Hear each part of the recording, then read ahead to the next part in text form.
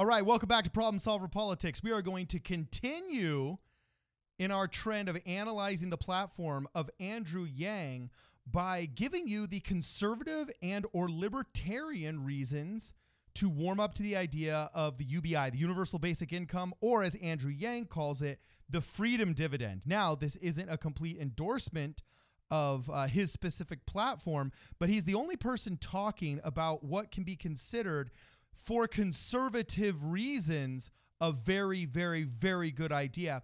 And we're going to show you the conservative and or Republican libertarian precedents that already exist in our culture today. Basically, the Freedom Dividend is like an economic school voucher program on steroids.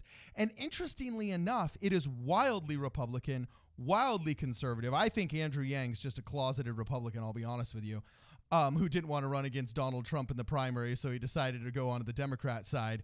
But there are a ton of studies and data that show how this could be a very good idea for our economy and is not just a handout program. We're going to analyze examples in Republican Alaska, Republican Utah, and the school voucher program, and take a ride through three of these articles, one from The Atlantic, one from NPR, and one from Wharton in University of Pennsylvania. So anyway, let's dive right in.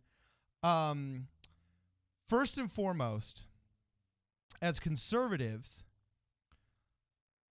we, and there's many aspects of me that are very liberal, and there's, I think fiscally, I definitely say I'm conservative.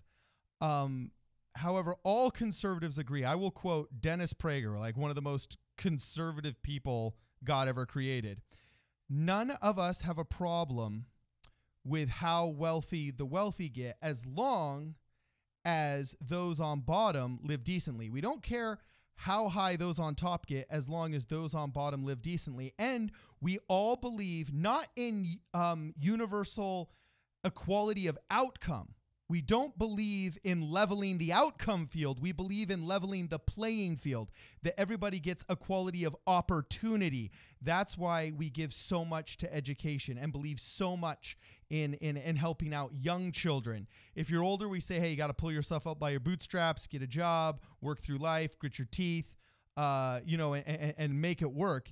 If you're a child, we have much more patience. So, with that in mind, let's dive in to the universal basic income. Cody, can you just really quickly give us a summary of what Andrew Yang proposes as the Freedom Dividend? Yeah, I mean, the kind of the short of it, I think the best way to put it's kind of in his own words. And Andrew Yang in his own words basically says that as president, I will implement the Freedom Dividend, providing universal basic income of $1,000 a month to all American adults over the age of 18 so that we may all share in the prosperity we have contributed to and participated in the economy. Some of the kind of, I want to say, one of the interesting folds about it is that unlike a lot of other kind of universal basic income policies out there, Andrew Yang's Freedom Dividend basically is kind of a guarantee of $1,000 from the government, meaning if you today are pulling in $1,500 combined in benefits, you can either opt into giving that up for $1,000 cash or keep what you have today. So it's not a flat, here's $1,000 to everyone. It's almost kind of like some people have equated it to like a tax break for the middle class. Basically, yeah, extra $10,000 a month in your pocket or $12,000 a year.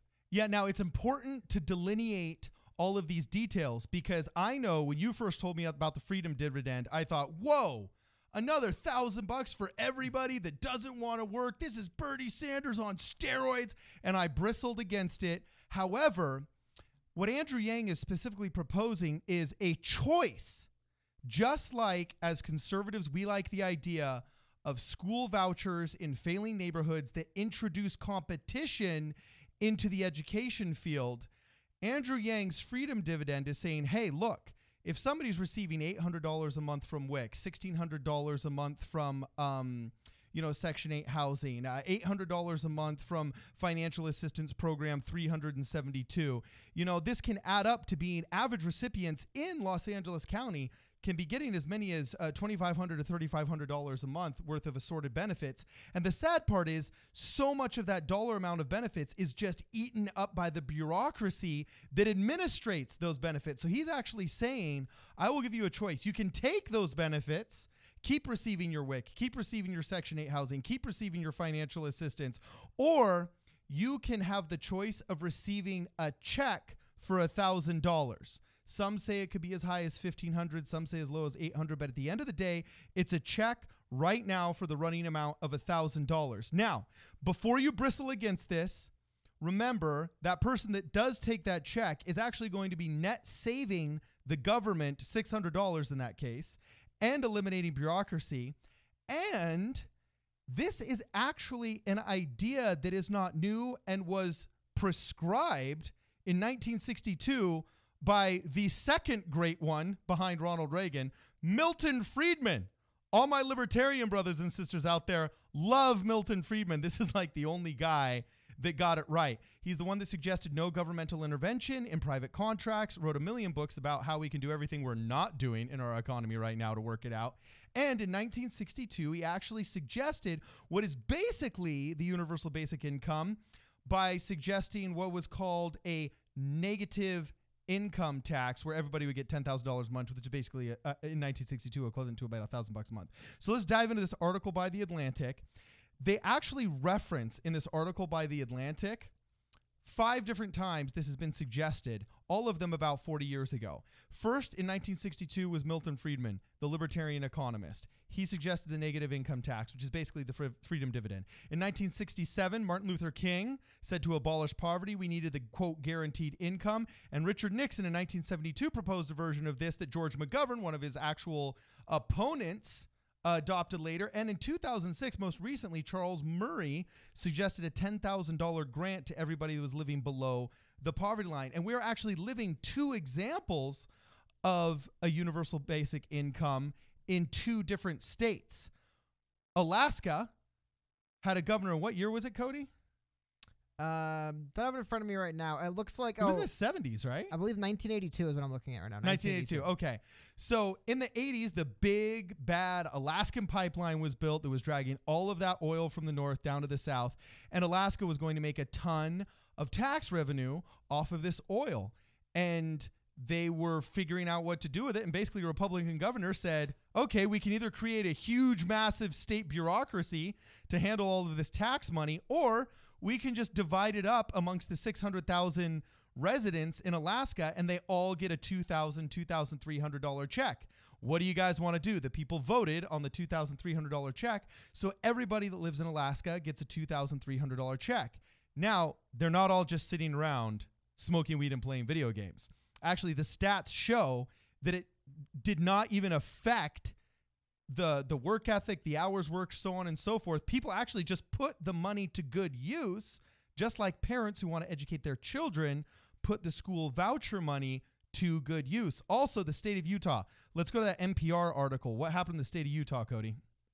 Well, the state of Utah basically in 2015 was an article originally written. They reduced their homelessness by 91%. And how they do it? Mainly one of the reasons why they did it, or how they did it, was through addressing housing, which of course kind of sounds like, a pretty obvious way you address a housing crisis is through housing. However, one of the things that made Utah a little bit unique was in kind of I don't know if universal basic income is the greatest parallel, but basically, while they kind of just host people for free.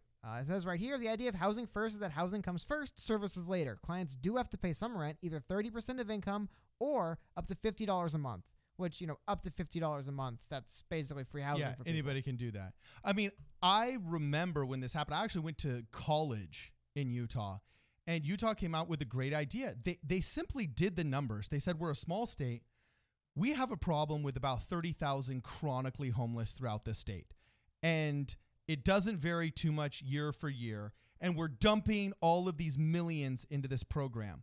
And when they did the math, they figured out all of these millions divided amongst all of the homeless that they could consistently count yielded more money than it would cost to actually just hand them a check for housing. So they set up some super simple rules.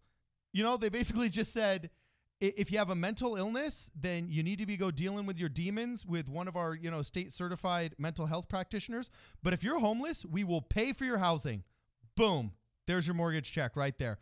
Boom. You want to live in that apartment? Boom. We pay for it. And it eliminated, what was the stat? 91% of homelessness? Yeah. As of, it looks like this was 2015, they reduced by 91%. Okay. So why we should like this as conservatives. not only did it see the results, I mean, we can't call ourselves a Judeo-Christian country if we don't see the importance of helping the poor and the most needy amongst us. Second, efficiency. Utah eliminated these massive layers of bureaucracy that is between the almighty tax dollar that's getting collected from the taxpayer and the actual homeless person that receives the service and the housing.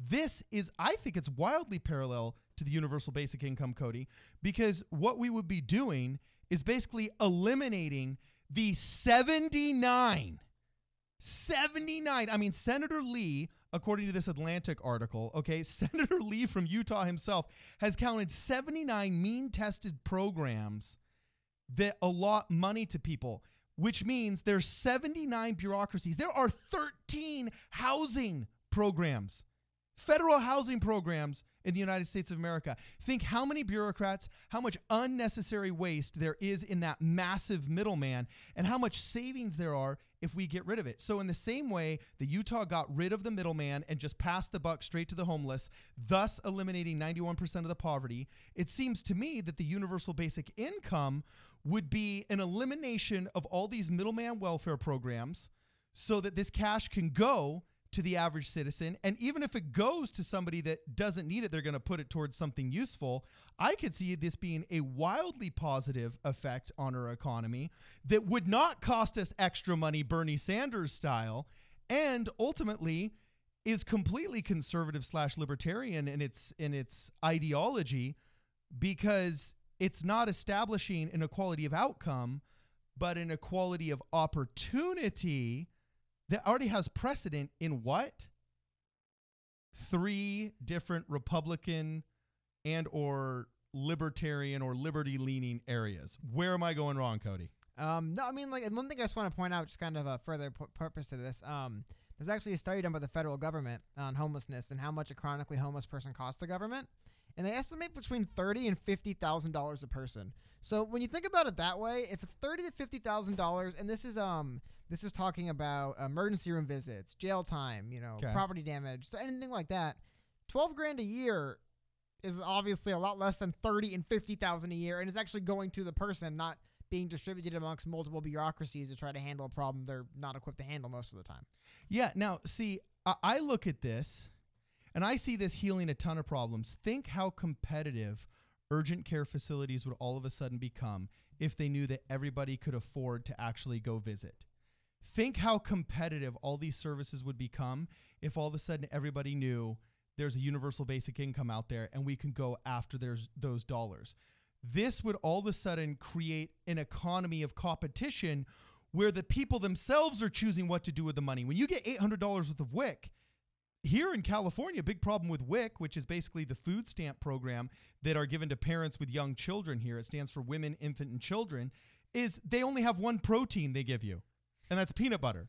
Really? Yeah. You only get one protein that's approved because they have such a wild bureaucracy. Not even eggs? No, they used to give out meat and eggs, but then there ended up being lawsuits for of course, one person got sick off a bad meat and eggs, I'm sure. You know what I'm saying? So they don't give you any meat and eggs anymore. The only protein that they have is peanut butter, whereas somebody could provide a much healthier meal for themselves if they were just given the money from WIC. Now, yes, I'm sure there's going to be heartbreaking cases where parents who are drug addicts use the money and don't feed their children. And those will have to be addressed one by one. But by and large, I see this as being a great way for Republicans to be the party of new good ideas. This isn't socialism from the 30s. This isn't red hat wearing Leninists, okay?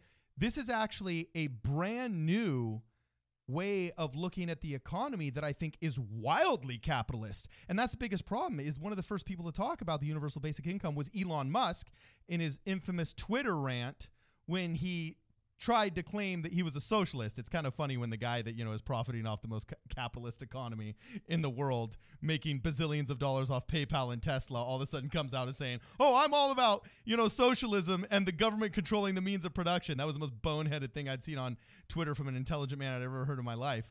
But the biggest problem, I think, with the Freedom Dividend is that it's being approached from the Democratic side, okay, and not being approached from the Republican side and being heralded for its value from a Republican or libertarian or conservative standpoint. Does that make sense? Oh, big time. I mean, one of the ways I was, even just earlier thinking about this, and one of the ways that you can kind of frame it, now, still a lot of discussion to be had on it, but I think one of the cool ways of framing it is you're basically saying the United States is such an awesome country. The poorest people in the United States make $12,000 a year, guaranteed. Oh, and we have the money. And I think that's just, I mean, there is an America first, America is great way of looking at this, and not just for handouts. It's, hey, even in the U.S., doesn't matter who you are, because you're in this great country, because you're an American, and we're such a great nation, you're worth $12,000 a year. Just boom, right out the gate. That's how, it's the freedom dividend. It's really us getting back from the country we all helped Freedom! create. Okay, actually, that was a really, really bad plug for the Close freedom enough. dividend. Mel Gibson. Anyway, we'll continue with much better movie quotes and further analysis of the freedom dividend. Please comment below if you have any statistics, any data, or any facts that can help further this argument and shed light on the theoretical possibilities of the freedom dividend. This is Problem Solver Politics with Cardon and Cody Como. See you next time.